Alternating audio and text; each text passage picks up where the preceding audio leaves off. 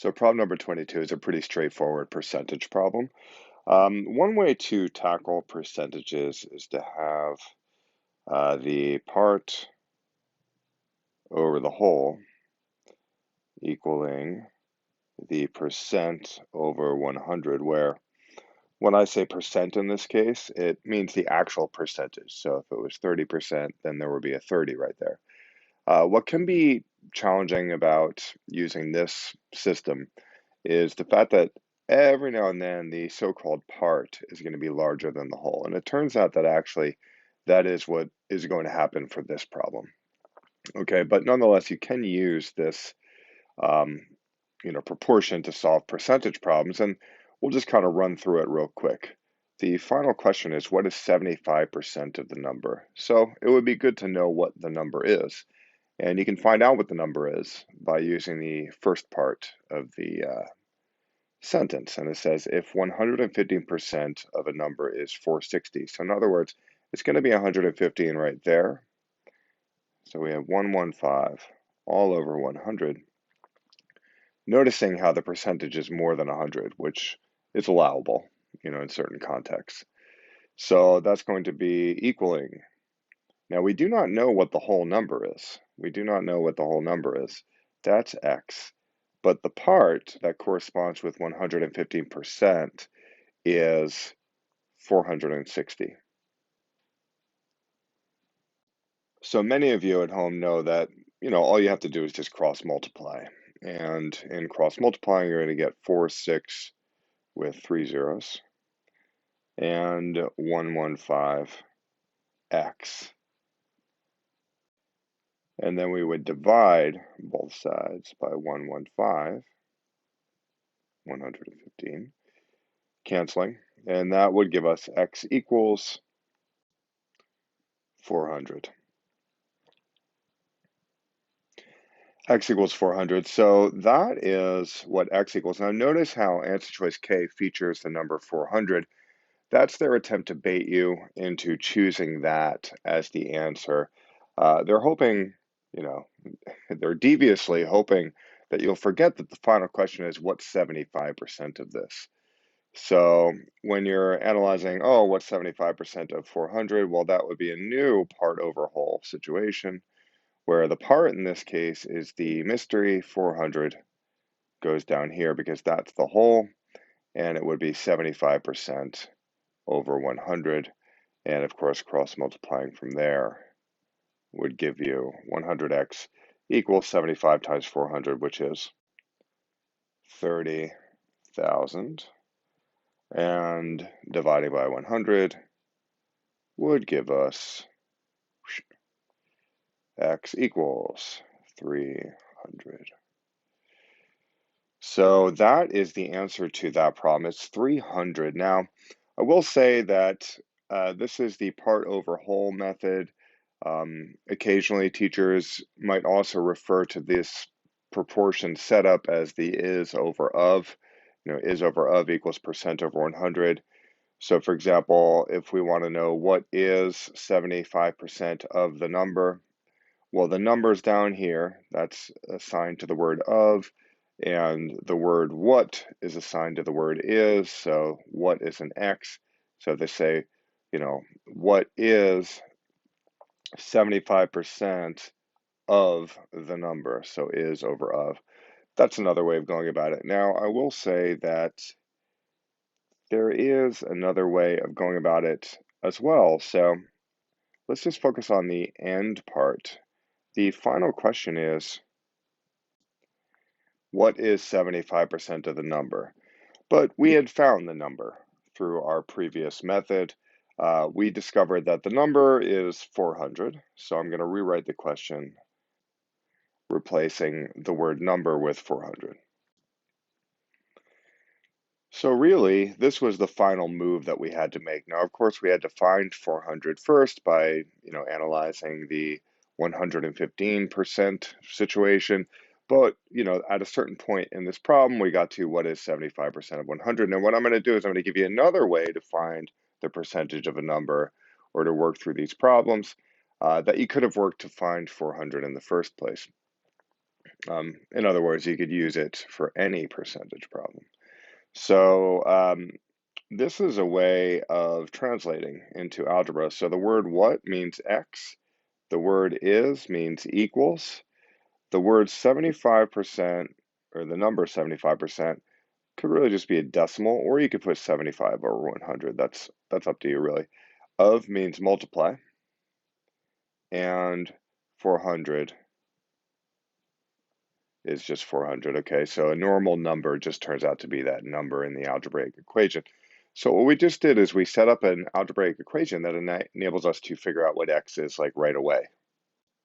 I actually like this method, the translating a sentence into an algebraic equation method, better because in my view, it's just a little bit faster. Um, Now, let's analyze how we could have found 400 in the first place. The first clue they gave us was that 115% of a number is 460. So that's something that they told us in the beginning of the problem. And this is how, we solved this, or we figured out what this number was, and it turned out to be 400. But let's kind of look at the translation method for that part. So 115%, if you turn that into a decimal, which I would advise, that would become 1.15. Hopefully y'all remember that turning a percentage into a decimal is nothing more than moving the decimal place twice to the left, which is what we do here. Now, I understand you might not be used to, the decimal version of a percentage featuring a whole number like that, but occasionally it will. Okay, as long as you just follow the rule of just moving the decimal twice to the left, you're good to go. Of still always means multiply. So I'll use an asterisk for that. A number in this case is the unknown. So that's going to be x. We're going to have is means equals, and 460 rather, I should say 460 is the number that they give us. So that's an algebraic equation that would absolutely allow you to solve for x at this point. And of course, at this point, you would divide both sides by 1.15. Okay, and that would have given you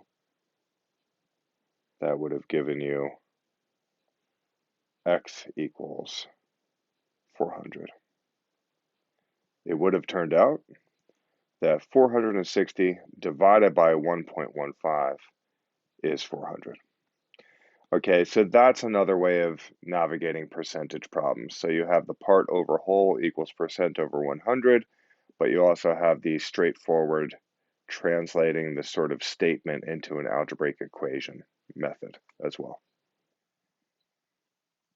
All in all, the answer to problem number 22 is G.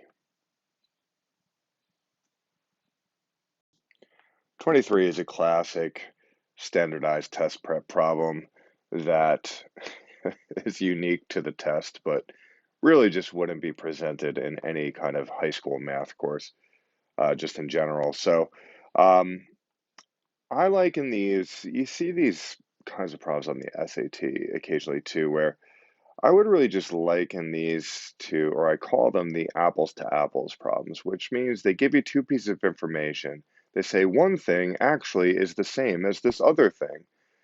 So whenever they give you a problem like that, like they're literally saying 2x minus 3 squared is written in the form ax squared plus bx plus c. So when they say is written in the form, I'm like, all right, fine, I'm just going to set it equal to that. Because apparently they are equal, according to the problem. Okay, so, okay, great. This equals that. Where A, B, and C are integers. Well, now we can actually go on a mission by finding out what A, B, and C are, because, the reason we'd want to do that is because at the end of the day, they want to know, well, what is A plus B plus C? Well, obviously, it would be nice to know what A, B, and C are, that we could just add them together, it would be good to go. So, clearly, we need to figure out, well, okay, well, what is A, what is B, what is C? Well, you could get that by foiling this. So, you could realize that, okay, 2x minus 3 squared, well, that's really just 2x minus 3 times 2x minus 3. And that's going to equal ax squared plus bx plus c. And FOILing this out would give you 4x squared. So outer times outer is negative 6x. Inner times inner is negative 6x. So I know I'm going to be combining those two negative 6x's, and that's going to turn into a negative 12x. So I'm just going to get that part over with right now. And then last times last, negative 3 times negative 3, well, that's going to be a positive 9. And then that equals our ax squared plus bx plus c. Now, here's why I call it the apples to apples problems. Basically, they say this thing could be written as this thing. And then my thought is, okay, well, let me just force this thing to sort of look like that thing. And then we're going to compare apples to apples. And what I mean by that is we're going to compare the 4 to this A. We're going to compare the 12 to this B. And we're going to compare the 9 to this C. Because the truth of the matter is, A is nothing more than the coefficient of the x squared term. Well, that's 4. B is nothing more than the coefficient of the x term. Well, that's negative 12. And C is nothing more than the constant. Well, that would be 9. So I'm actually going to write that over here just to keep things organized. We have A, B, and C.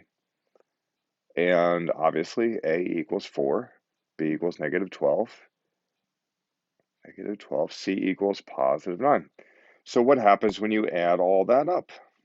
And that would be pretty straightforward. A plus B plus C equals 4 plus negative 12 plus 9. And that's really 4 minus 12 plus 9. And that equals 1. So that right there is answer choice C.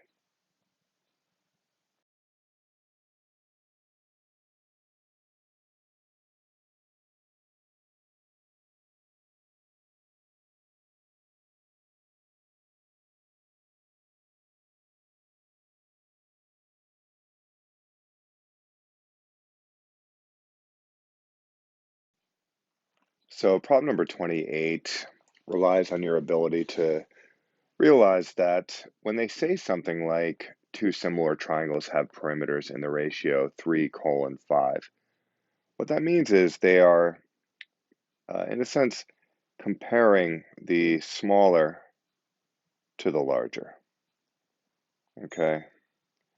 And they're saying that for every 3 units of length each side of the smaller triangle has, the larger triangle has 5 units of length. So I would immediately take that 3:5 ratio that they give us, and remember that the 3 is associated with the smaller triangle and the 5 is associated with the larger triangle. And then I would immediately set this 3:5 up as a fraction. And it's really this fraction that's going to be the key to solving the problem. So when they say the sides of the smaller triangle measure 3, 5, and 7, so I'll just draw that, why not? We have 3, 5, and 7. What they want to know is what is the perimeter in centimeters of the larger triangle? Well, the larger triangle is this thing where, we have some length that might correspond with 3, we have another length that corresponds with 5, and another length that corresponds with 7. The good news is with perimeter, at least, that you get the perimeter just by adding this stuff. So really the perimeter of the small triangle is 3 plus 5, which is 8, plus 7, which is 15. And since it's just adding, you could actually apply the proportion itself, not just to the side lengths, but you could apply the proportion to the perimeter. So that's a little bit of a shortcut, actually, when it comes to this problem. Because at the end of the day, it's like, are we really interested in what this side is? Are we really interested in what this side is? Are we really interested in what this side is? No, not really. I mean, we just want to know the perimeter of this larger triangle. So I'll call that X. Now we'll say P sub L, which is the perimeter of the larger triangle, is X, and we'll just notice that P sub S, which is the perimeter of the smaller triangle, equals 15. So the good news is we could just use these values here and plug that into this proportion. We know that for every 3 units of length the smaller triangle is, the larger triangle has 5 units. So what that means is that 15 units of length, when it comes to the perimeter of the smaller triangle, is going to correspond with a certain larger perimeter for the larger triangle, in which case we'll call it X. Okay, and we already did call it X. And from here, it's really just straightforward cross multiplication. So I'm just going to bring it up here just to save room. After cross multiplying, it's going to be 3x equals 5 times 15, which is 75. And after dividing both sides by 3, we would have x equals 25. And that's actually the answer. That is the quickest way of getting to the answer.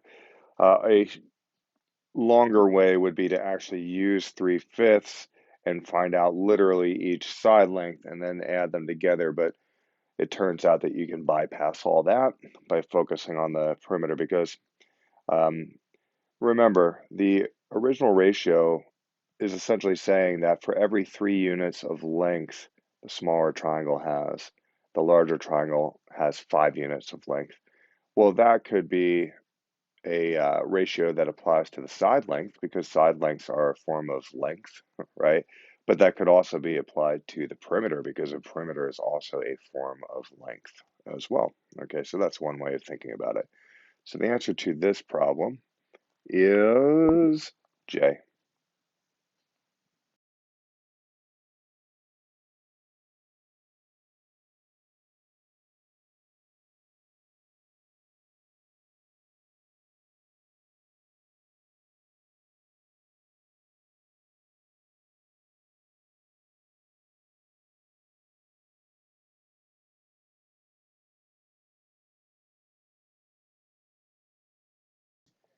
Problem number 34 asks, what should be the measure of the central angle of the sector for 3 hours? So first of all, what the heck is a sector?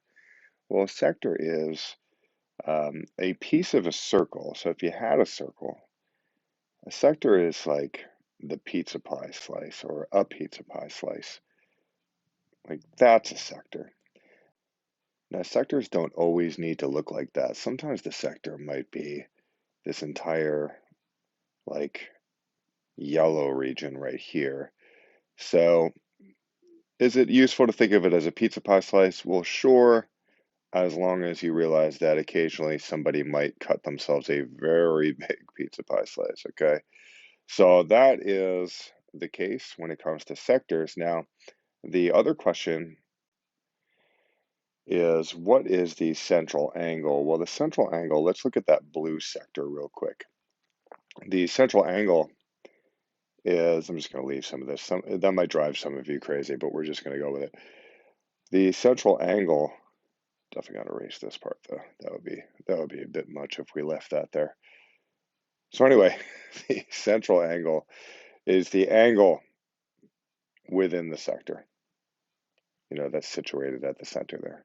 Okay, it's this angle right here. Okay, so that's central angle. So that's a little bit on the sort of definition of sector and central angle. Now, so there is a formula for sector area, and this is it right here. So a lot of people might be tempted to kind of bring this formula into play because it's often the case that when you're dealing with any ACT problem that features a sector, you're going to need this formula here. But it so happens that even though this is a great formula to use, like let's say you wanted to find the sector area, well, it would be sector area over the area of the whole circle equals the central angle over 360. Turns out you don't really need this formula for this particular problem. It's kind of interesting. They're mentioning sectors, and yet you don't even really need this formula because at the end of the day, You could think of maybe you need this half of the formula. You need to realize that whatever a central angle is, I mean, it's going to be a part over a full revolution called 360 degrees. So if you think about it, an angle all the way around in a circle is 360 degrees, and a central angle is but a mere part of that. So you do want to kind of take this part into account for sure, but seeing as how the problem isn't asking about sector area, you don't really need any of this stuff over here. So we're just going to get rid of that for now and approach this problem in a somewhat different way. So we want to know what should be the measure of the central angle of the sector for 3 hours. Well, really at the end of the day, all you want to do is consider part over whole proportionality. Okay. Just in general, okay? Not necessarily pertaining to the sector area, but we're going to consider part over whole proportionality in general. And as it relates to this particular problem, we are looking at a central angle, which we're going to call x because we don't know what that is. In fact, that's what we're trying to find out. That's going to be over 360 degrees. And what other part over whole could we set up? Well, we could set up the 3 hours amount of students, the number of students who are associated with 3 hours, and that looks to be 4 out of 20. Because if you look at the graph, you can see that there are 4 students associated with 3 hours, and that's out of 20 total students or 20 total responses, right? Now, the 20 comes from the actual problem. It says the 20 responses are summarized by the histogram below. So that's where you get the 20 from. Now, if they didn't give it to you, you could always just count, the amount of responses by the ceilings of each bar in the histogram. So the first bar in the histogram has a ceiling at 2. The next bar in the histogram has a ceiling at 5. The next bar in the histogram has a ceiling at 6. You could add those numbers up and you would get 20. But it so happens the problem was kind enough to actually give you that number. There are 20 responses. So anyway, this is basically going to give you the answer. All right, so you could cross multiply. Maybe before you cross multiply, you might want to do something where you cancel that out, turn that into a 1, turn that into a 5. And then we have 360 degrees equals 5x, and then x would equal 72 degrees. Okay, and of course that's after dividing both sides by 5. So that is how you do that one. It turns out that all this is a part over whole proportionality problem. Central angle over 360 degrees full revolution equals the amount of students associated with 3 hours over the total amount of students in general. And therefore the answer is J.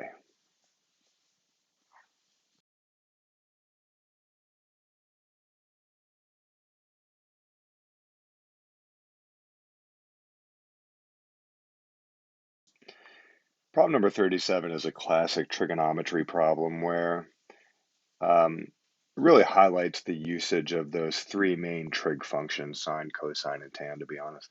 So we know that this is 144. We know that the degree measure is 72. And what we're really trying to find is this opposite side here, so we're just going to call that x, okay? And it's a very straightforward trigonometry problem where basically you just need to remember SOHCAHTOA, which many of the students watching this have certainly seen before.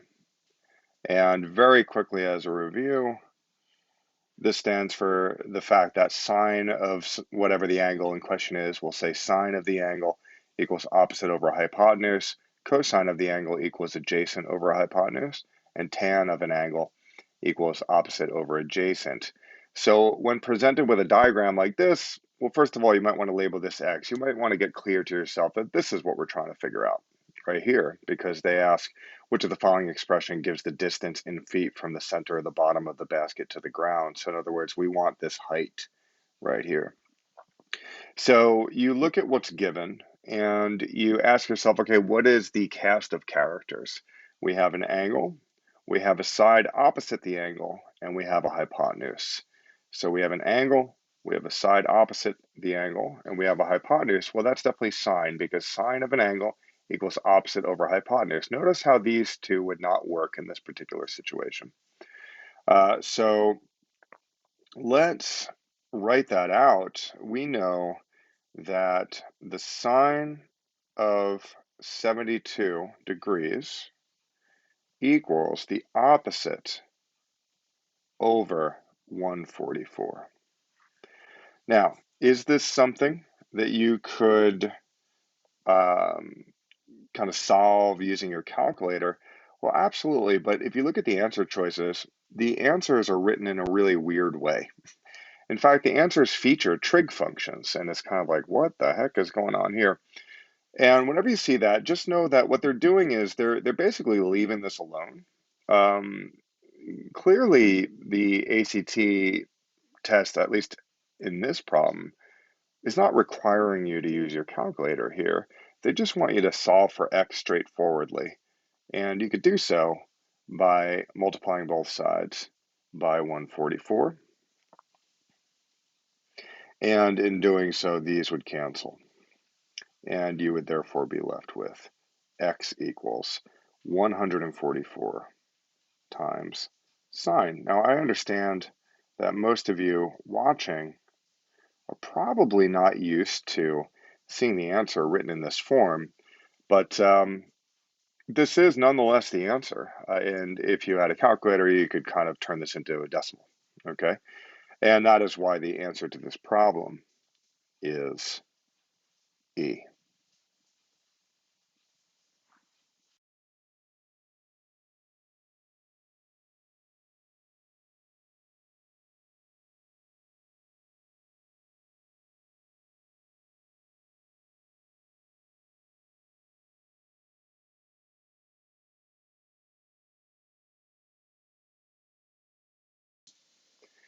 Problem number 42 asks, when you pour the soda pop from a full can into a cylindrical glass with an inside diameter of 3 inches, about how many inches high is the soda pop in the glass? Well, first of all, we're dealing with cylinders. Let's actually draw that cylinder that they just talked about in the final question, not in the beginning part, but in the final question of the problem. Here is the cylinder that they're talking about right here. And it's a full can, or rather, this is a cylindrical glass, rather, with an inside diameter of 3. So the diameter is 3.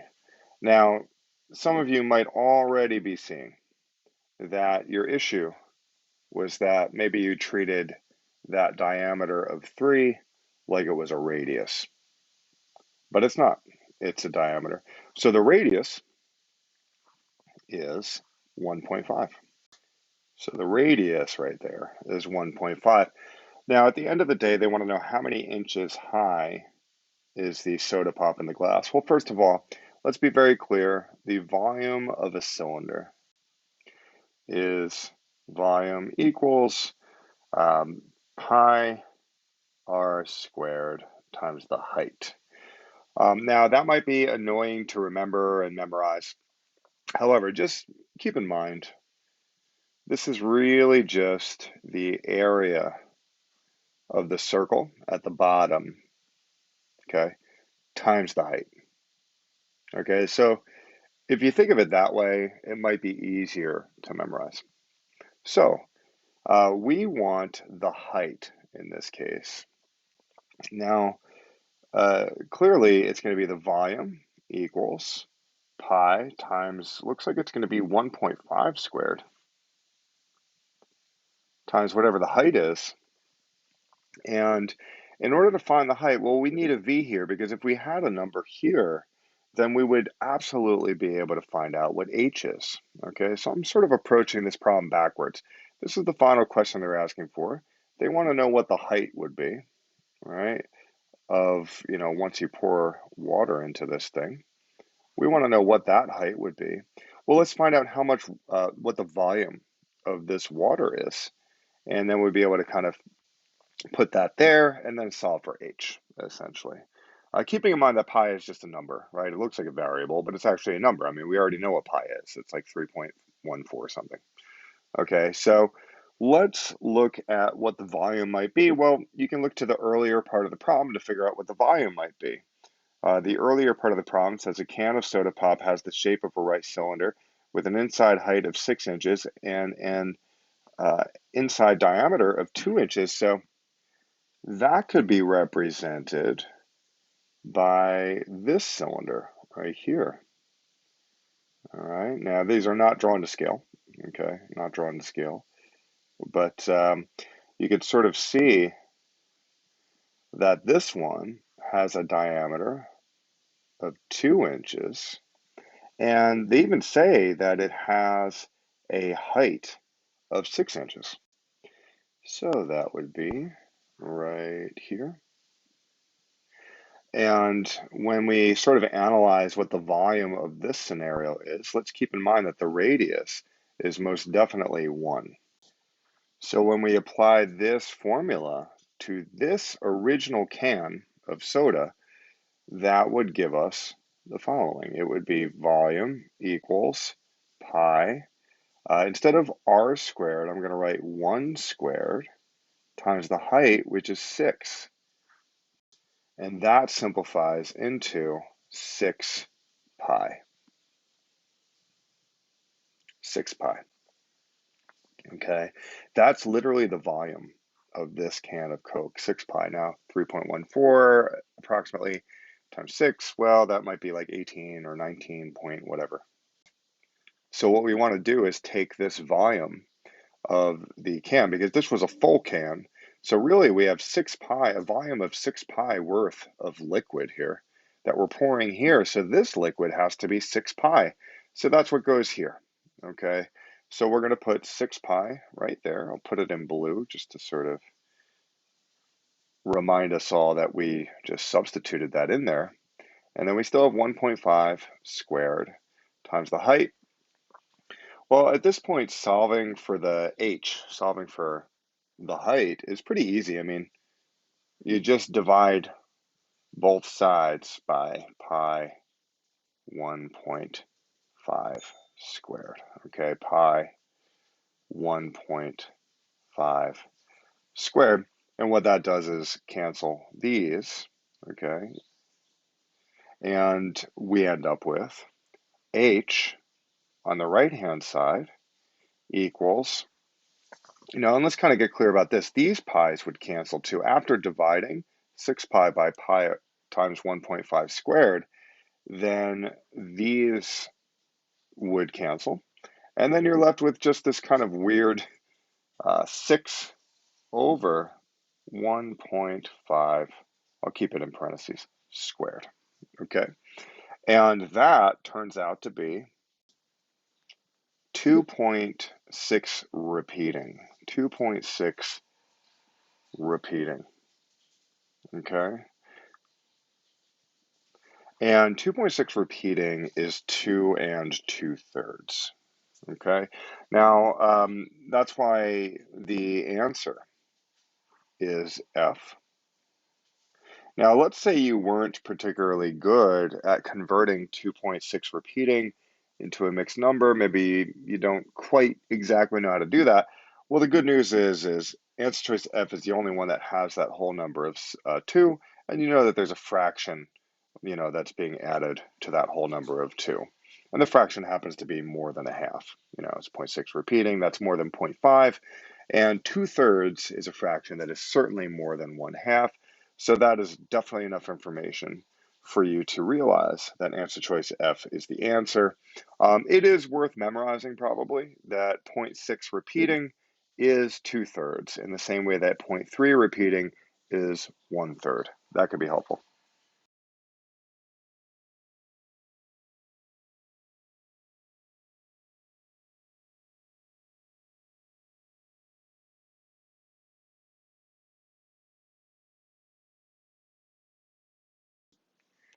So problem number 46 asks, what is the expected value of the number of defective springs produced by machine A in any single day?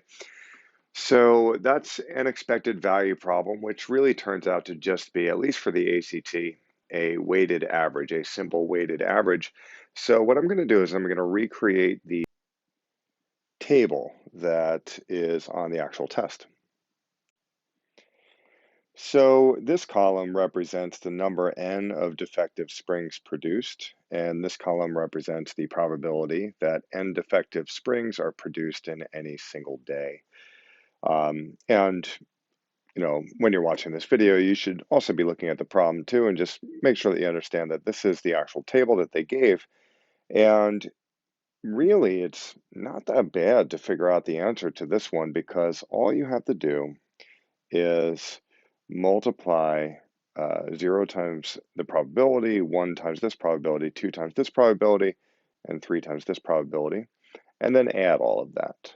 Okay, so in other words, you have to really just add up the 4 products here. So I'll just write it all right now. And for those of you wondering, okay, well, how do I know when to do this? Well, basically, this is what you do when you're looking for an expected value, okay? So we'll actually keep it color-coded. It's going to be 0 times something, it's going to be 1 times something, it's going to be 2 times something, it's going to be 3 times something, and it's going to be times 0.7. I'll just say 0.7 just to save space, and that's from here. And then we have times 0.2. We want to be careful with decimals. It's times 0.05 and times 0.05 again. And after multiplying each of these, this would be 0, this would be 0.2, this would be 0.1, I believe, this would be 0.15, I believe. After multiplying all that and then adding it, then you would end up with the answer, which is 0.45.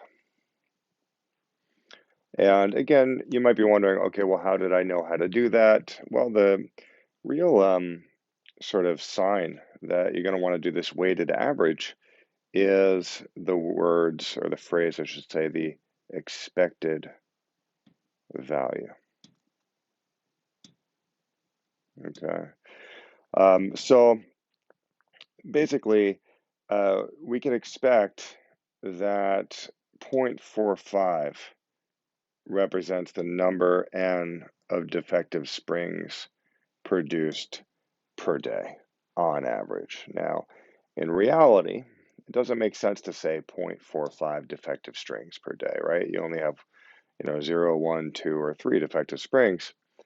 But in sort of a long timeline, if someone was to ask, okay, well, what's the average amount of defective springs per day? Well, after a long enough timeline and calculating the average, you would see that it's 0.45 defective strings per day. So that's what the expected value means, essentially. That is answer choice G. Problem number 47 asks, an equivalent factored form of this equation shows that the object. So the fact that they say factored form means that it's probably a good idea to go ahead and take this equation and factor it. So here it is right here.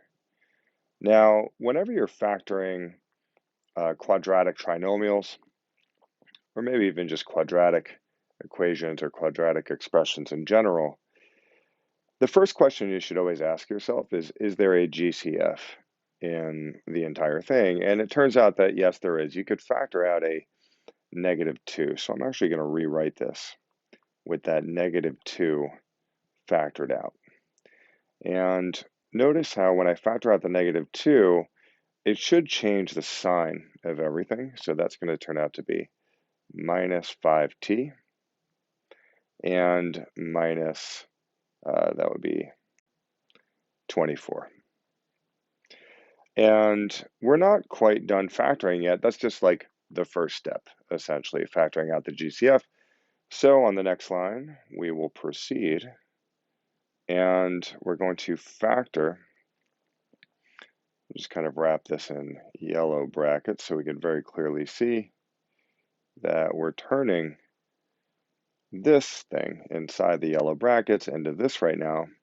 Many of you at home are used to factoring these quadratic trinomials. This is a relatively simple quadratic trinomial where you're going to end up writing t here and t here. And then the question is, what two numbers multiply to a negative 24 but add to a negative 5? What two numbers multiply to this constant here but add to this middle term coefficient? Well, that would be positive 3 and negative 8. And then you just write them here, positive 3 and negative 8. And in case that's not clear, 3 times negative 8 would most definitely give us negative 24, and positive 3 plus negative 8, it's really the same thing as 3 minus 8, and that would give us negative 5. And then, okay, we factored it, which, it certainly seems like the problem is suggesting we do that. So let's take a look here. An equivalent factored form of this equation shows that the object starts at a point 2 units off the ground. Well, that's incorrect. Now, I do want to say, though, let's kind of think about answer choice A real quick. Before we had factored it, this was the equation. I don't even know why I'm writing it again because actually it's right here, but here it is. This constant, when it's in standard form, the constant actually tells you sort of what the y-intercept is. So you can imagine the graph, and it kind of goes up like that, and then goes down. So that right there would be 48 on the y-axis, or we could say on the h-axis, the height. So it starts at a height of 48, goes up, and then it goes down. So answer choice A does not work. Answer choice A does not even relate to the factored form of this equation in the first place. Answer choice B says it reaches a maximum height of 3 units. Well, that doesn't make any sense because it started at 48. We also know it's going up. Now, the way that I know that it's going up is because it's definitely a parabola, and it is upside down due to this negative leading coefficient. So let's see, answer choice C reaches a maximum height of 8 units. No, that does not make sense. Reaches the ground at 3 seconds. That's a possibility. Reaches the ground at 8 seconds. That's a possibility. So when we're analyzing when it reaches the ground, basically what the analysis is pointing at is what is the value of t when h is 0? Because when the object reaches the ground, that means that h is 0 in that moment. So what you could do is you could just analyze that by setting h to 0 and then solving for t. Now, many of you at home know that the fact that we factor this already makes it quite easy to solve for t. You just have to ask yourself, well, what could this t be that would cause the entire parentheses to be 0? And the truth is that if t was negative 3, well, it would be negative 3 plus 3, which is 0. And that would cause this whole parentheses to be 0. And then it would be 0 times this and that, and it would equal 0. So negative 3 turns out to be one of the solutions. And the other solution, for the same reason, only regarding the other parentheses, is that t equals 8. Now, if you look at the situation where we have this object, goes up and then it goes down, this negative 3 is referring to this zone over here, where it would most definitely cross the t-axis. If the t-axis was to be extended, it would intersect it at t equals negative 3, but we're not interested in this zone. We're interested in the real world where we have positive t values because t in this case is measuring time. So 8 is the t value corresponding with the moment the object hits the ground. So that is why answer choice E is the answer. And more specifically, we only knew that because we had factored it first, and we could very easily see that, oh, okay, well, t equals 8.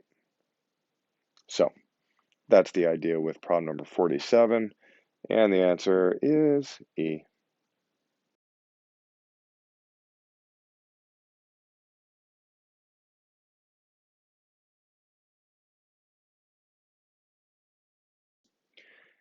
Problem number 50 asks the amount Daria will pay for 12 months at the current special rate represents what percent decrease from the regular rental rate for 12 months. Now, this is a percent change problem. Okay, now there is a great formula that I really like a lot that says that the new amount minus the old amount all over the old amount times 100, that's going to equal your percent increase or decrease. Now, if this number over here turns out to be positive, then it's a percent increase. If this number over here turns out to be negative, then it is a percent decrease. And just to keep in mind, the number that you end up here with there is the actual percentage. So for example, if you get 30 over here, it's going to be 30%. Okay, so you don't have to worry about decimals or any of that stuff. So let's find out how this relates to the problem. Essentially, they're asking you to compare the sort of normal amount that you would pay under normal circumstances for this storage facility, and they want you to contrast that with the amount that you would pay based on the so-called special rate. Now, let's be very clear. The special rate is $1 for the first month, followed by the regular rate for all the months after that. We're analyzing 12 months total, and let's just kind of take a look at the normal rate that you would pay, and we're going to compare that or contrast that with the special rate.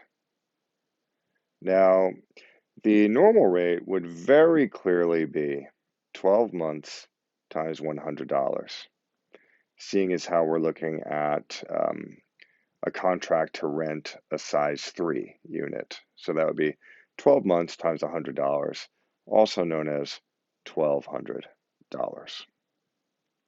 Now, the special rate would be $1 for the first month, and then it would be 11 months of $100. So we're going to be adding 11 months times $100, and that's going to turn out to be 1,101. Okay, now we'll use some commas here just to be clear. We're dealing with 1,200 and $1,101. So we want to know, what is the percent decrease from here to there? Well, this would be the new amount, and this is the old amount. This is the normal amount, but we have a new amount based on the special rate. So really, it's just a matter of plugging this information into the equation. So as you can see, this equation, pretty helpful. I mean, obviously the challenge is remembering it, memorizing it perhaps. But once you know it, really, really helpful, and will save you some time and confusion. So instead of the word new, I'm going to write 1101, and we're going to be subtracting 1,200, and that's going to be all over the old amount, which is 1,200. We're going to be multiplying that times 100, and that's basically going to give us our answer. So I'll just write INC and DEC.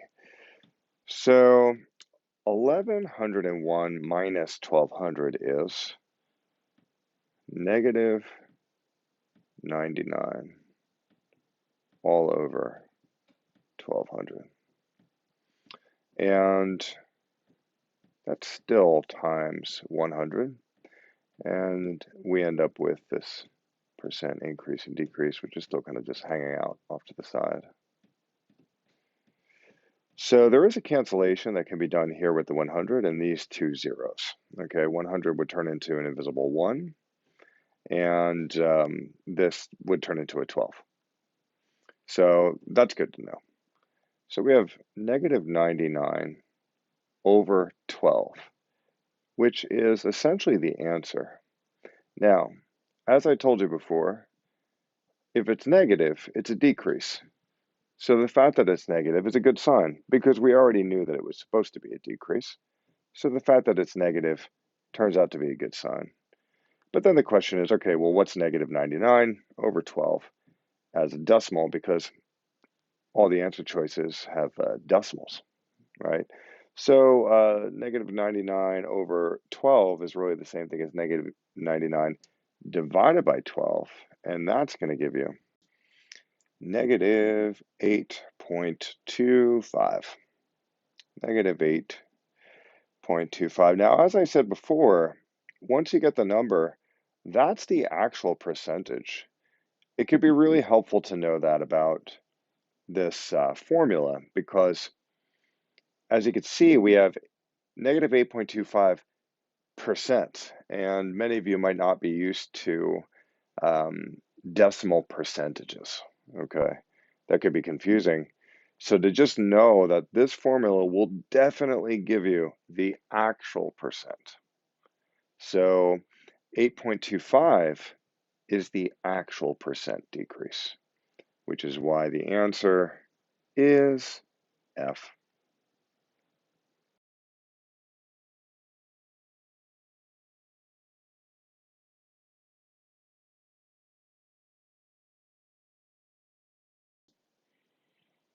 Problem number 53 asks, one of the following is the period of this function. Which one is it? Okay, so they give you like a confusing definition of what a period is in this context. I'm just going to explain it right now. Temporarily forget about problem number 53. Temporarily forget about the graph. I'm actually going to make up my own graph right now, and I want you to just focus on that only. Imagine you have this curvy graph that goes forever, like that, and you have another curvy graph that goes forever. And imagine that there's these sort of special moments where it crosses, we could say, the x-axis, okay? And that would be 2, and that would be at 4, that would be at 6, and that would be at 8, okay? So it goes up for 2 units and then down. Another 2 units, it swoops back up here. Another 2 units, it goes up and then here, like that, okay? Now, the period is the amount of distance, horizontal distance it travels before it repeats the same pattern. So as you can see, it's got this kind of up and down S kind of thing going on. And then it just repeats it. And it repeats it forever. It repeats it. So again, the period is the horizontal distance traveled before the pattern repeats itself again. So we could say, or see rather, that the period of this thing is from here to there, where it kind of lines up right there. And that is most definitely a distance of 4 units. Okay? Because every 4 units, this thing repeats itself. So that's a relatively simple version, or a simple example that helps illustrate the concept. So let's look at the graph on problem number 53. So I made a terrible representation of the graph, but it will suffice, okay? Because you can see that there's a pi here, there's a 2 pi here. So all we're really interested in is how much horizontal distance, and this is clearly 0 right there, right? How much horizontal distance has been traveled before the pattern starts to repeat? So it's like, I don't know, let's start here. We're going to start up here. We're going to go down, down, down, down, down, down, down, down, down, down, and then we're going up. Oh my God, we're going up, and then all of a sudden, boom, the pattern will repeat. Now it's going to go down again, and so on. Think you guys get the idea. So clearly, what has just happened? We went a horizontal distance of pi units before this thing started repeating itself. Started here, went down, went back up, and then guess what? It's going to repeat that, okay? That's the answer. The period of this function is pi units. Now, this is a nice example of how the ACT maybe is pretending to be nice by telling you what the period means. But the thing is the explanation that they gave is kind of confusing. It's pretty confusing. So this is a better explanation. And the answer to this problem is B. There's a lot that could be said about vectors in general. There's actually an entire branch of mathematics called linear algebra that gets really deep into vectors. For the ACT, you don't really need to know too much about vectors.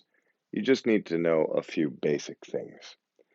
Now, I could get into something of a talk about what vectors are, what they look like, how to graph them, etc., etc. But for the sake of brevity, I'd rather just dive right into how to solve this problem quickly.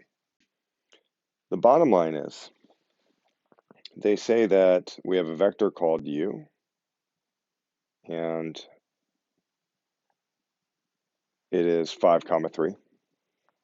We also have another vector called v, and that is 2, -7. And then they say, oh, by the way, this is true. 2u plus -3v plus w equals 0. Now, I also want to just note that one of the things about vectors when they write the component form of a vector is these letters here will be bold, okay? When the letters are bold, that's how you know you're dealing with a vector. Now, I can't really do it too well on my whiteboard here, but you can very clearly see in problem number 54 in the ACT, the letters U, V, and W are in bold, so that means that that is a vector, okay? It's not just a regular old variable. There's a little bit more to it than just a variable. And namely, for example, with U, it's not just a variable. It means that it is a vector, and it has this component form. So the key is with this is to realize that, first of all, I can't help myself. I have to tell you a little bit about what a vector is. Vector U, it's basically an arrow in space. It's an arrow in space. So this vector says that you're going 5 units over and 3 units up. So that means you start at the origin, or really anywhere, but usually they'll have you start at the origin. Start at the origin, you move 5 units over and 3 units up. So you would end up with a vector that looks kind of like that. Okay, 5 units over and 3 units up. So that would be an example of vector U. So what about vector V? Well, vector V says 2 units over and -7 units down. So that would be 2 units in that direction and then -7 units down in that direction. And that would look something like that. Okay, so that is essentially what this is hinting at. It's arrows in space. And the thing is, what's kind of cool about these vectors is that you can add them. Now, there's a way of visualizing what's happening on a graph when you add this vector plus this vector. I'm not going to get into that right now. What I am going to get into is, okay, well, how would you add the vectors without a graph? And it's really easy, actually. If I wanted to add u plus v, imagine I did. Well, that would be this sort of big vector here, where it's going to be 5 plus 2, comma, 3 plus -7. That's what it'd be. It would be 5 plus 2, and then 3 plus -7. Obviously, that would simplify into, what is that, 7 and -4. So if somebody asks you, okay, component form of vector u is this, component form of vector v is this, well, what's the vector that you get when you add them together? Very straightforward. You just add these parts together, and you end up with a vector with a component form of 7, -4. Furthermore, there are ways of multiplying vectors. So for example, imagine that we wanted to multiply u by a number. Let's say we were interested in 10 times u. Okay, u being this vector. In fact, I'll draw an arrow just to make sure that we're clear that we're now talking about this vector. Well, that's very easy. All you have to do is multiply 10 times the numbers inside, the component parts. And you'd have to multiply 10 times both of them. Okay? So that's going to turn out to be 50, comma, 30. Very simple. If you have a vector called u and you want to multiply it by 10, it would be 10 times u, which is right here, and that would turn out to be 50, comma, 30. So basically, I just illustrated two different principles that are required for this problem. Now, at the end of the day, they are asking, well, what is w? What is w? So a good instinct would be to figure out what w is in terms of u and v. Now, before we do that, let's just simplify this. It's really 2u minus 3v plus w, and that equals 0. I'm going to commit to having w by itself on the left-hand side of the equal sign, and therefore we're going to get rid of 2u and -3v, and the way to do that is to subtract 2u from both sides. And we're also going to add 3v to both sides. As a result, these of course cancel, and we're left with w equals -2u plus 3v. And at the end of the day, we're looking for w. We want the component form of w. That's what we're looking for. So what we're going to do is we're going to apply those previously mentioned concepts that I just told you pertaining to addition and multiplication of vectors. It's really called scalar multiplication. And therefore, what we really have is 2 times u, which is 5, comma 3, plus 3 times v, which is this. And that turns out to be -10, comma, -6. And we're going to be adding 6, comma, -21. At this point, we have addition of the two vectors. And as I said before, it's pretty straightforward, where really you're just going to have a sum of each part. So it's going to be -10 plus 6, comma, -6 plus -21.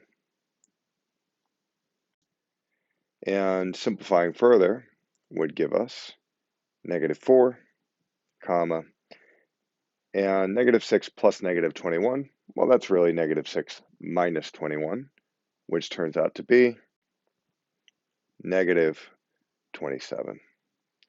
And that actually is the answer, which corresponds with letter G. So there's really, we could say, at least 3 things you needed to know for this. You need to know how to add vectors. You need to know that you can multiply a vector by a scalar. For example, -2 in this context here, -2 is a scalar. And we multiplied the scalar of -2 to the vector. We ended up with -10 comma -6. So that's the other thing you need to know. And really the third thing you need to know also is that since we're just trying to find the component form of W, it benefits you to just sort of find out what W is in terms of U and V right out the gate. And that's what we did. We got W by itself, and then we just kind of took things from there because we knew that once W is by itself, whatever this turns out to be, well, that's going to be the answer because the problem is asking for that. So that is answer choice G.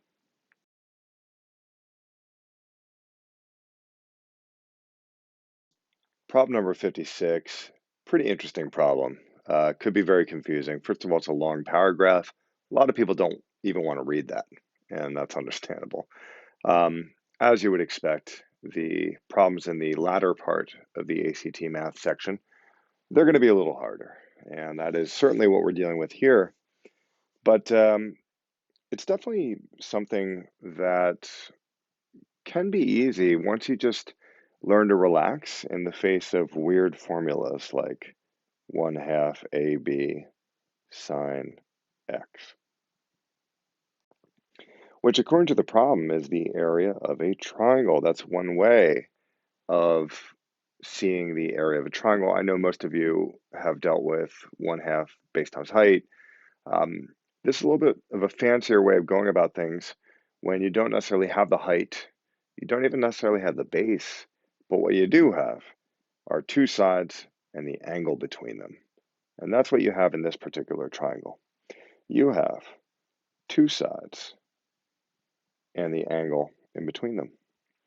So let's, before we even begin, just understand what they're even talking about here, okay? First of all, this is a theta symbol. It's a variable representing an unknown angle. In the same way that we often use x to denote an unknown quantity in algebra equations, it's often the case that mathematicians will use theta to denote unknown angle measures. So in this case, it says sine x here. I'm going to prefer to replace that x with theta because when they say x in the formula there, what they really mean is the angle. And the angle that we're dealing with is theta. And when they say AB, what they mean is the 2 side lengths that are flanking the angle. You have an angle right here, and you have 2 side lengths on either side of the angle. That's A and B. So already we can sort of get a sense of what the area of this particular triangle is. It's going to be 1/2 times 20 times 15 times sine of whatever theta is. We don't know what that angle is, but it doesn't matter. Okay, so already, just upon looking at this formula, understanding the diagram, and applying the formula to some degree to the diagram, we've already gotten somewhat close to figuring out what the area is of this triangle, which is going to come in handy. And let's just kind of finish this right now. So we've got 1/2 times 20, which is 10, and it's going to be 10 times 15 after that, which of course will be 150. So it's going to be 150 sine theta. So right away, we can see that the area of whatever this triangle is as it stands now is 150 sine theta when we simplify it. Once again, we don't know what theta is. If we actually had a number, then we could put it in there, maybe even put it into the calculator. And in the calculator, it would be sine of whatever that angle is, and then we'd be multiplying that times 150. That's the deal with that. So let's get a sense of what they're even asking for. What time t? What is the time t at which the resulting triangle will have an area that is 1/2 the area of the original triangle? Well, we know the area of the original triangle. It is 150 sine theta. Now let's back up. We're going to get a sense of what's even happening in this problem. What's happening here is the 20 remains the same length. This angle stays the same length, but this side here, this side of 15, that's changing. And in fact, this side right here is getting smaller. So I'm actually going to label this just to be thorough here. BC is shrinking. And we want to know, when is it going to shrink to such a degree that the resulting triangle is 1/2 the area that it used to be.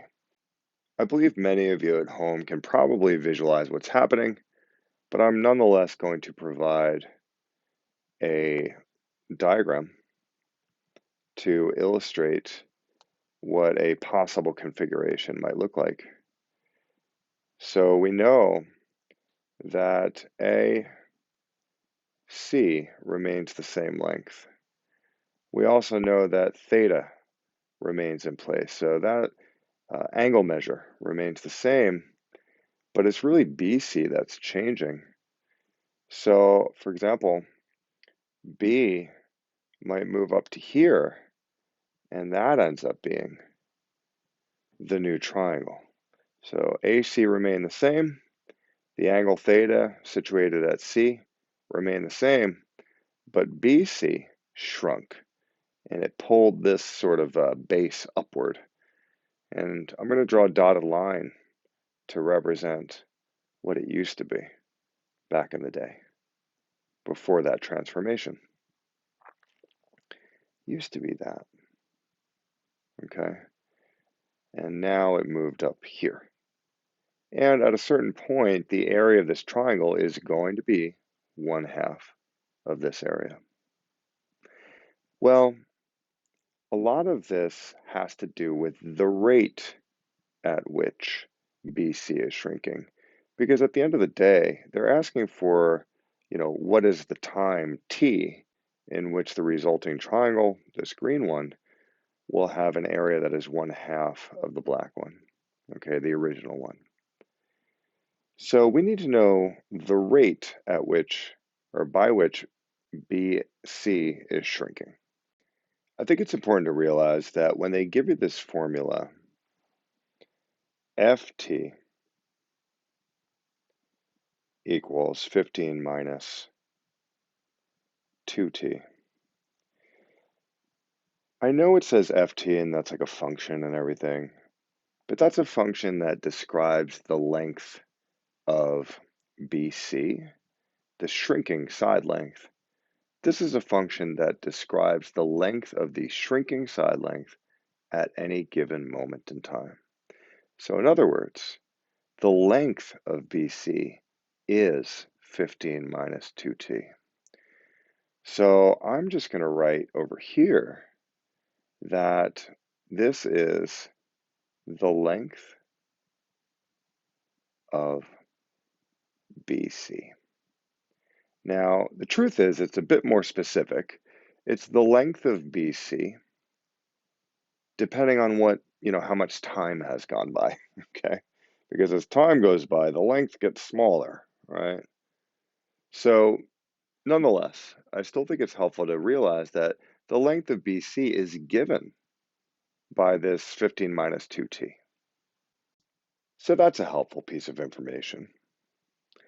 Well, apparently the length of BC is going to get so small that it's going to create this smaller triangle. See how BC is a little bit smaller now, and the area of this triangle is going to be 1/2 of what it used to be. Well, we already know that the area that it used to be is 150 times sine theta. So my question is like, okay, well, what is 1/2 of that area? I mean, let's just figure out what is our sort of target area in the first place. And what I'll do is just write an arrow denoting the fact that this area applies to that, but half of this, I mean, think about it. If it was, you know, 10 times sine theta, we'd all know that half of that is 5 times sine theta. So all we have to do to find half of this area is just divide the 150 by 2. That's going to be 75 sine theta. So that is the area of half the original triangle. Okay, and we can say that this diagram represents that moment in time where the smaller triangle is half the original one. So we have this nice arrow here too. We'll do a double arrow. So the question is, what time would correspond with this moment where the area is suddenly 75 sine theta? And in my opinion, the best way to go about that is to sort of remember our master equation here. We know that 1/2 a times b times sine theta gives you the area. Well, we already have a target area that we're analyzing. We have a target area that we're focusing on. So what I'm going to do is I'm going to rewrite this down here, only with our target area in place.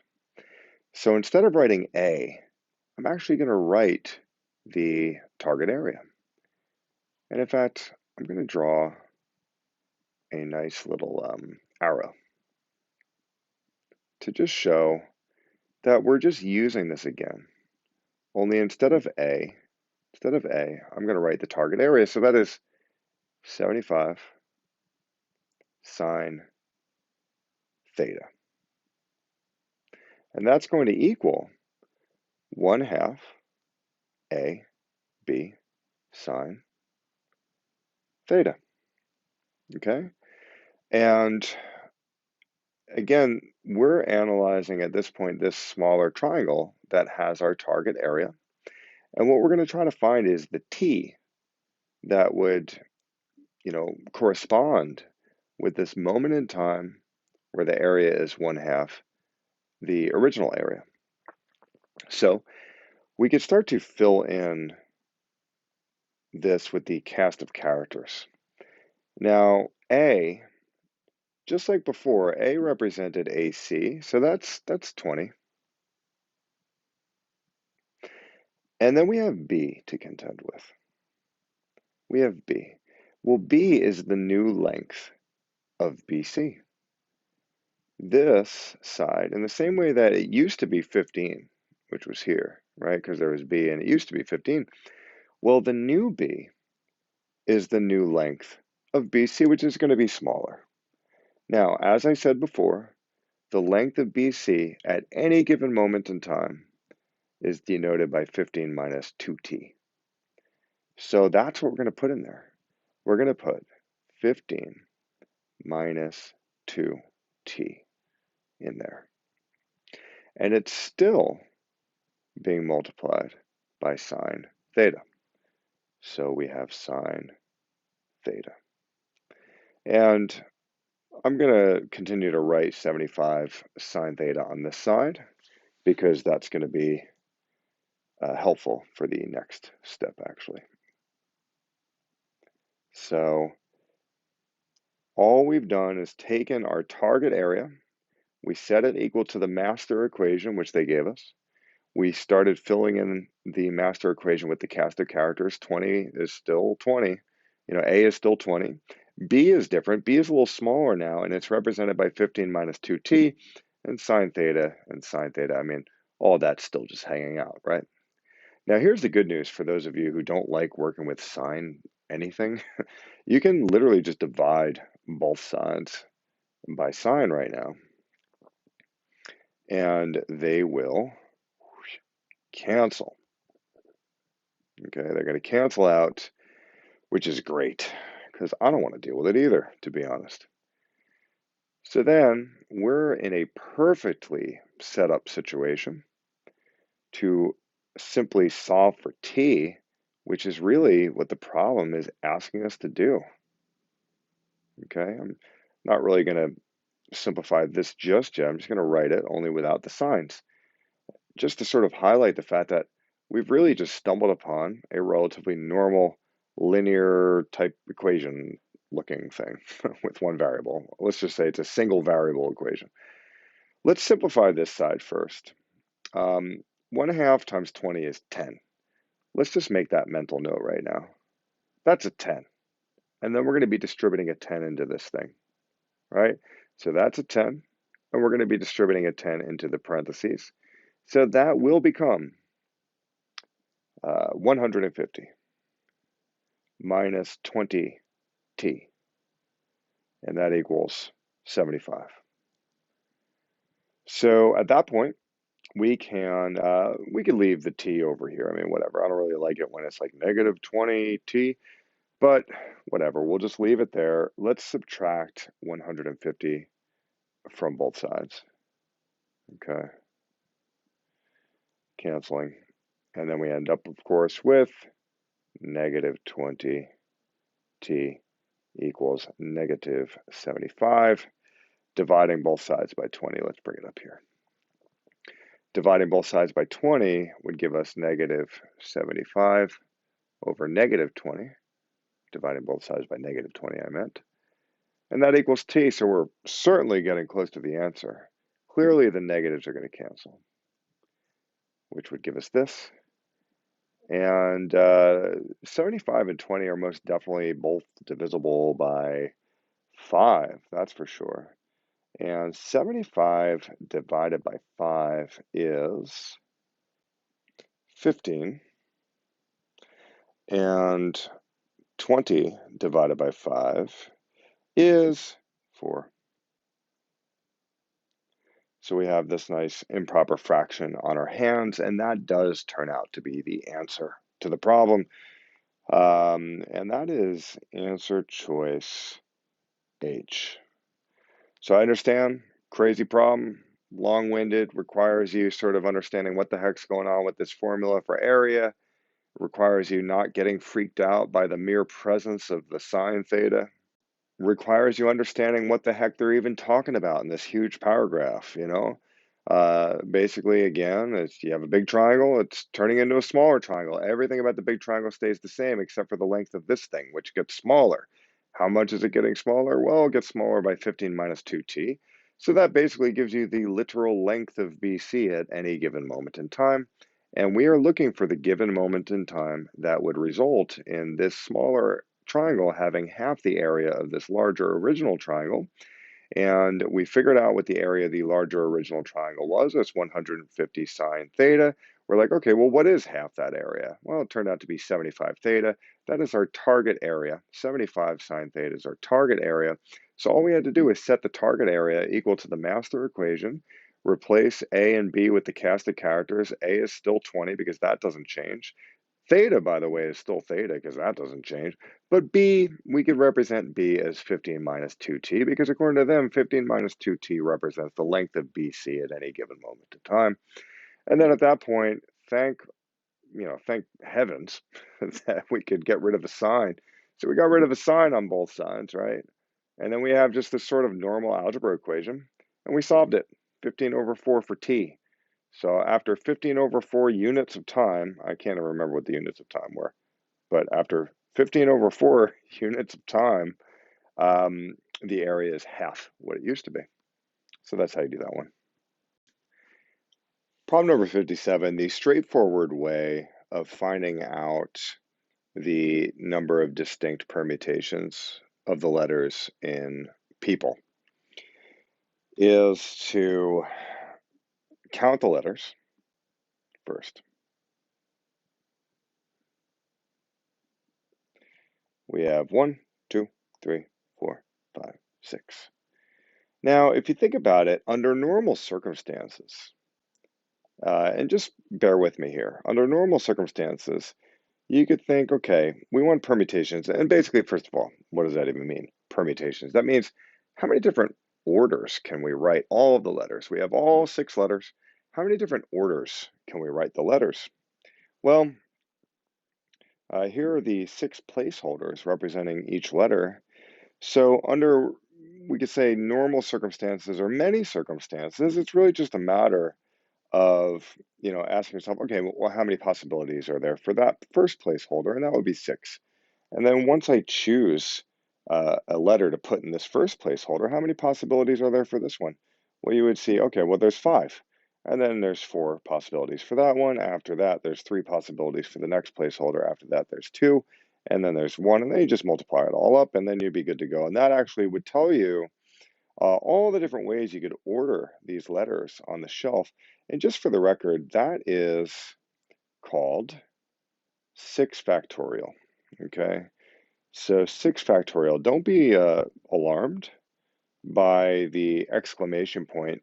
Anytime you see a number with an exclamation point, it means start with that number and then multiply down by 1 each time until you go all the way to 1. And just for the record, I might as well just say this. Strangely, 0 factorial equals 1, just so you know. But you can imagine it was 10 factorial. Would that be 10 times 9 times 8 times 7 times 6 times 5 and so on, all the way to 1? Okay, you gotta go all the way to 1. So this right here is 6 factorial. So you might be tempted to be like, okay, well, clearly the answer is A. But here's the problem. Some of you may have noticed this. There's repeat letters. There's repeat letters, okay? We have the letter P that repeats twice, and we have the letter E that repeats twice. So when you have repeat letters, you must, one way of thinking about it is divide away the extra repeats, okay? Because, let's just put it this way. Some of you might be wondering, well, what's the problem with repeat letters? The problem with repeat letters is, here's a distinct order by which I could have listed the letters. I could have listed all these letters in such a way that it actually spelled the word people, right? I mean, that's an ordering of the letters. And you know what else I could do?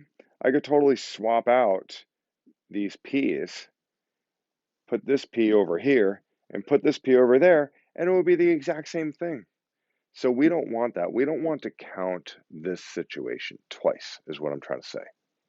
Okay, so you have to find a way to get rid of the repeats. Now, the way to get rid of the repeats, if you have repeats, is to figure out, okay, how many letters do I have that repeat? Well, there are 2. There's P and E. So what you could do is you'd be like, okay, I have to represent under my 6 factorial, which represents what would have been a normal circumstance with no repeat letters. But since there is repeat letters, I got to have 6 factorial over 2 parentheses. So what goes inside the parentheses? Well, this is going to be a number that, symbolizes the first repeating letter called P, and this is going to be the number, a number that symbolizes the second repeating letter, which is E. So this will be a parentheses and a quantity that corresponds with the repeating letter P. So the question is, okay, first parentheses represents P.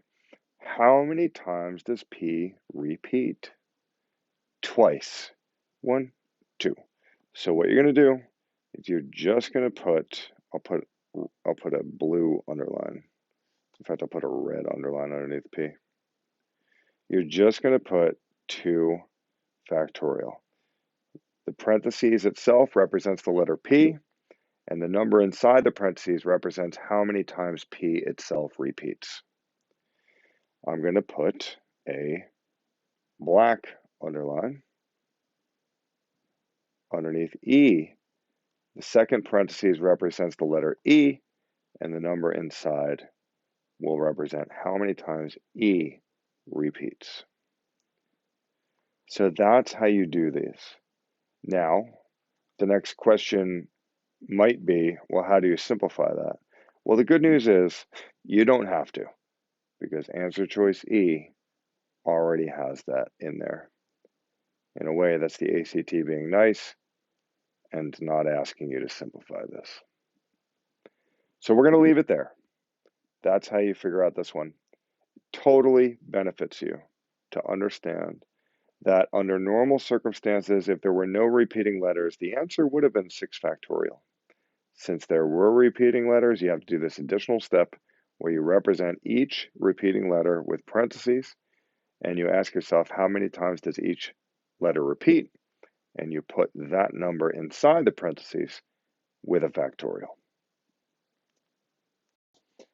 Problem number 58 is quite interesting in that it's not often that we're presented with a problem that does not have imaginary numbers in the actual problem, but there are imaginary numbers denoted by that lowercase letter I in the answer choices. Okay, so it's kind of like backwards when you compare it to what many of you might have done in maybe Algebra 2 or pre-calc. Let's be very clear. I squared, well, first of all, what is I? I is the square root of -1. That's good to know for the ACT for sure. It's also the case that I squared is -1. Okay, so I is the square root of -1. If I didn't say that before, should have said that. Square root of -1. And I squared is actually -1, which makes sense if you think about it. It's like, okay, this thing squared would be -1. Okay, that is huge to know. Very important to know that. And even though it might not be obvious how that's going to come into play, it's going to come into play. So what we have here is clearly this 49x squared plus 81.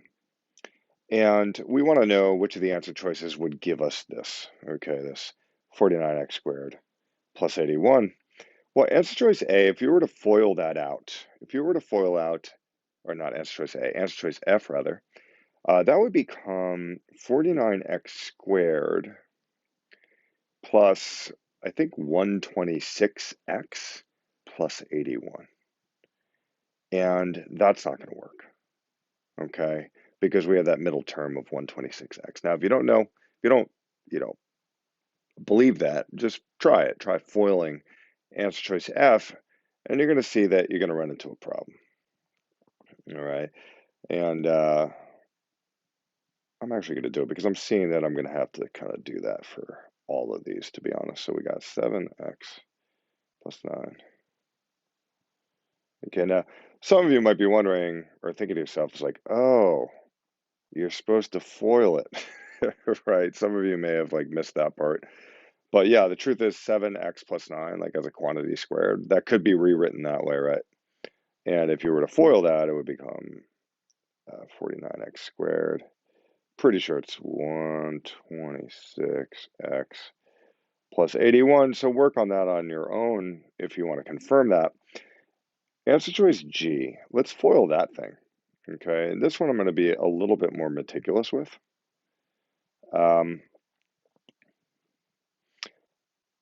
It's going to be 7x plus 9i squared, which is really just this.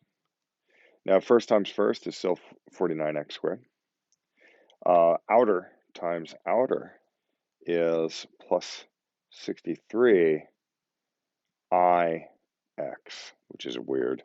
And then inner times inner is the same, 63 ix. And finally, the last times last is going to be plus 81 I squared. Now, the expression would simplify into this, okay, because you could kind of treat the I like a variable. So right here, we're just combining like terms, and it becomes 126 ix. And over here, we have plus 81 I squared. What is I squared? I squared is -1. So there's a theme when it comes to working with imaginary numbers on the ACT, where you treat it like a normal variable until you get to the kind of end. You know how we combined it because we treated it like a normal variable, but then anytime you see an I squared at the end, just turn it into a -1. So clearly, this is going to become 49x squared plus 126 ix minus 81, and that does not give us what we want. So the question is, what's going to give us what we want? Now, I'll just tell you, you could try answer choice H, which is not going to give you what you want. Answer choice H would give you 49x squared minus 126 ix. And then that would be, yes, minus 81 again.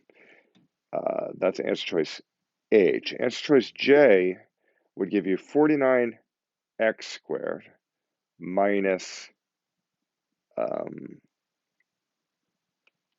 see, yeah, that would be minus 81. Yeah, so answer choice J would be 49x squared minus 81, which does not give you what you want. We want plus 81. So even just by process of elimination, the answer is K. Now, let's confirm it by foiling it because some of you might want to see it, right? And I understand that. So we have 7x minus 9i, 7x plus 9i. So this is the structure of the difference between two squares.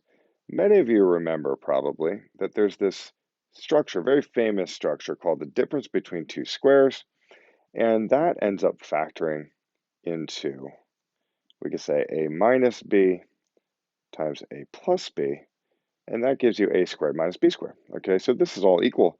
Well, this is the exact same structure as this down here, so we could kind of shortcut this one. Now, could you FOIL it? Some of you might be wondering, well, I just want to FOIL it. Can I FOIL it, please? Okay, and you could. You could totally FOIL it, and it would actually work, but you could save time by realizing, oh, well, this looks like the difference between two squares kind of thing.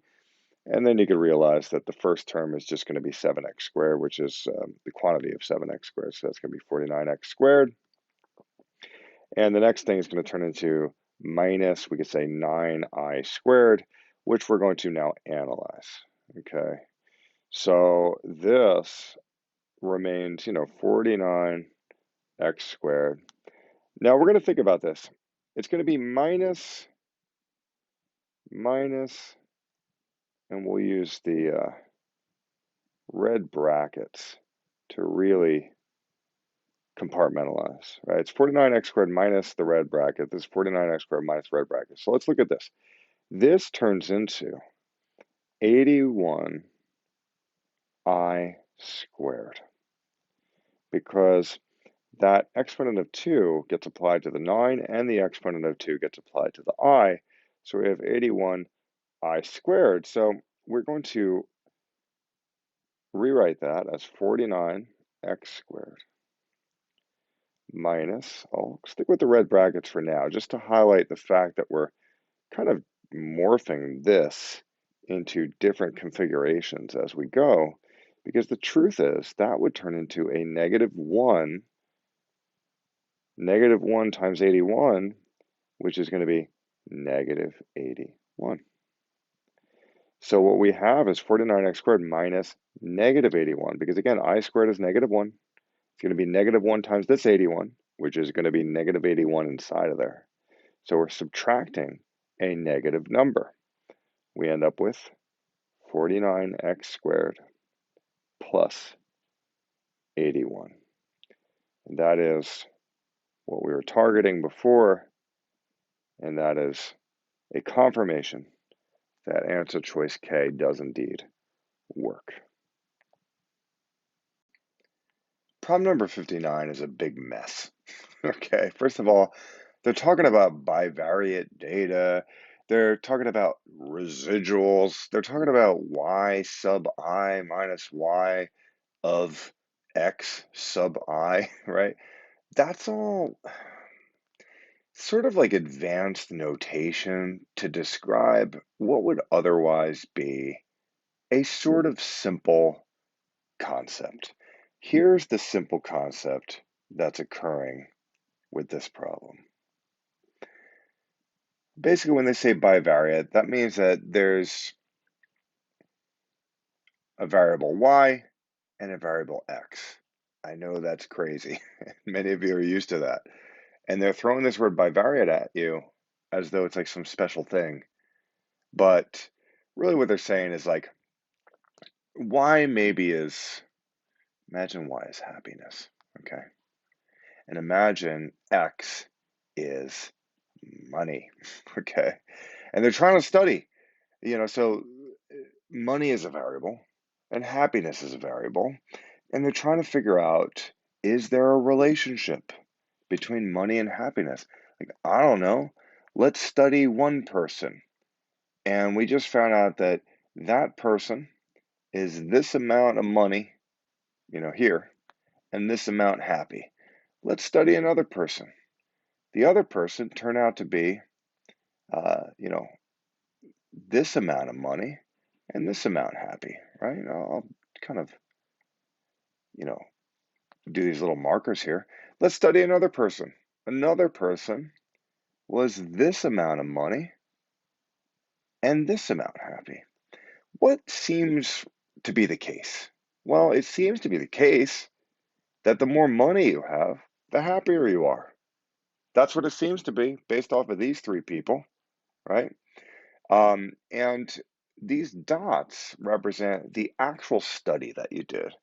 Each of these dots represent three actual people, um, you know, such that you measured the amount of money they have and the amount of happiness they have. Okay, so the dots represent your actual observation upon studying, upon performing a study. There's something else called the line of best fit. Okay, let's imagine there's like some other thing right here corresponding with that and with that. So there's four people, in other words. Um, The line of best fit is this sort of imaginary line that they decide to draw through the data to help represent the general trend of what they're observing. Okay. And there's sort of ways of figuring out the exact equation of the line of best fit. Okay. But just know that the line of best fit doesn't symbolize what actually happened. It has more to do with an educated assumption based on what you actually observed that will help you predict what will be in the future. Okay. Now, as you can see, this green dot is perfectly on the line of best fit. This black dot's like a little bit below. Blue dot's a little bit more below. I would say this red dot's really floating pretty high above the line of best fit. So as you can see, the line of best fit is not a perfect representation of what actually happened, right? But you could think of it maybe as an estimate, okay? Now, when they talk about residual for the model given by yi minus yxi, what they're talking about is the space between the dot and the line of best fit. Notably, they're talking about the difference in y units from that dot, from the actual observation with the line of best fit. And they even go so far as to give you a nice, equation for the line of best fit, okay, which turns out to be 1.1x plus 93. So I just wanted to give you a quick overview of what the heck they're even talking about. I'm going to draw this graph again, but this time I'm going to draw it a little bit closer to their graph. So here's basically the graph that they gave you, and they even give you the equation of the line of best fit, okay?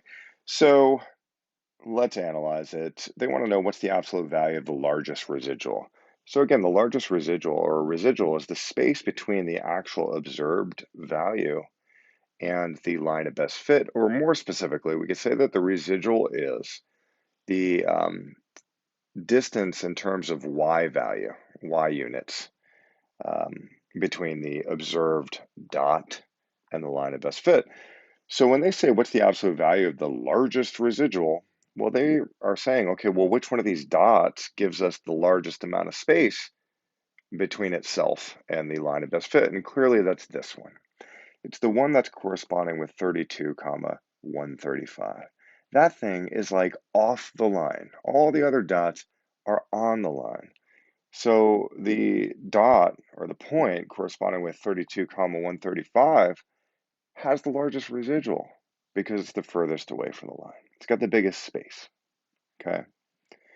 So then the question is, what's the absolute value of it? Meaning, what is the positive distance between this dot and the line? Well, we already know that the y-coordinate of the dot is 135. But the question is, what's the y-coordinate of the line when x is 35, right? Because that's what we're looking at. We're looking at this sort of moment in time, right? Where x is 35, right? Because that's the x coordinate. So we want to know, okay, what's the difference in y value between, 135 and whatever the y value is on the actual line when x is 35? Well, that's easy. If you want to find the y value on the actual line when x is 35, you just use the equation. So we can just rewrite it as y equals 1.1 times 35 plus 93. And that turns out to be y equals, you could use a calculator, that turns out to be 128.2. So I will even go so far as to write that point on the line. That point is 32, comma, 128.2. That's the actual point that's on the line. So if we want to know the absolute value distance, the difference in y values from a point with coordinates 32, comma 135, and this other point on the line, literally on the line, with coordinates 32, comma 128.2, well, you just subtract 128.2 from 135, and that would give you the distance between them. And the distance between them turns out to be, let's blow this up a little bit. Blow this whole thing up a little bit. That turns out to be 6.8. Okay, so that's terrible handwriting. That's a bracket kind of looking thing. But 6.8 represents the distance between these two. And that's why 6.8 is the answer. And that is B, because at the end of the day, they just wanted the absolute value of the largest residual. In other words, they want the positive difference between the y values in the observed point and the line of best fit. That's what they wanted, the positive difference between the y values, the y coordinates, the observed point, and the line of best fit. So therefore the answer is B. So for problem number 60, they ask, which of the following values is closest to the probability that this machine will make at least one error on any given workday? Well, a couple things you need to know. I'm going to rewrite this chart in a sort of rudimentary way, just so we could all kind of follow along together. So here's the table. Now, there's a couple things to sort of understand about this table. Number one, we need to have a sense of what it actually means in the first place, just in general. I mean, what it means in general is that the probability of this machine making 0 errors is this. The probability of this machine making 1 error is this, and so on, okay? Probability of the machine making 2 errors is this. I think it's also important to just note that it is sort of an incomplete table. Uh, there is a probability associated with all of the numbers, I guess to infinity. Okay, you can maybe think of it that way. But in a way, it's just a sort of abridged version of what would otherwise be a complete table that lists all the probabilities. It's a really important insight to know that um, when you consider an experiment or an observational study where you're analyzing the probability of various things happening, when you take into account the probability of all possible things that could happen within the experiment, those probabilities, in other words, all the numbers in this column, all right, I'm just going to call this P sub P of 5, and this was the probability of 6 mistakes. Obviously, that would be the probability of 7 mistakes, right? Now, we don't know these numbers, but they're decimals probably, right? Well, definitely. So there's decimals. So were you to have a full list of these probabilities and you added them, they would add up to 1. That's probably the most important insight for this problem, other than just simply understanding the table in the first place. If you were to add all the decimal probabilities in this column, it should add up to literally the number 1. Okay?